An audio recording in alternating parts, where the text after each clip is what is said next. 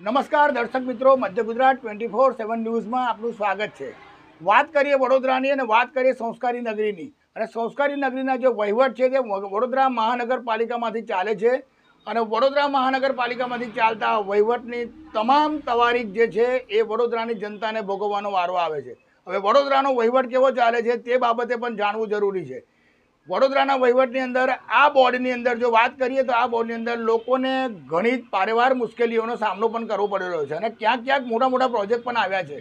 પણ વાત કરીએ વડોદરાની તો આ બોર્ડ બાદ હવે પરિપત્ર પણ બહાર આવ્યો છે કે નવું બોર્ડ જે આવશે એની અંદર એક પરિપત્ર જે બક્ષીપંચ તરફથી આવ્યો છે કે એની અંદર લગભગ 20 થી 22 બક્ષીપંચના જે ઉમેદવારો છે તે આવવાના છે। એટલે આ પરિપત્ર બાદ જો સીધી વાત કરીએ તો 20 થી 22 કાઉન્સિલરો કપાઈ જવાના છે। અને બીજું જો ગત વર્ષની વાત કરવામાં આવે તો ગત ટર્મની વાત કરવામાં આવે તો જે મેયર હશે તે મેયરને ટિકિટ આપવામાં નહીં આવે।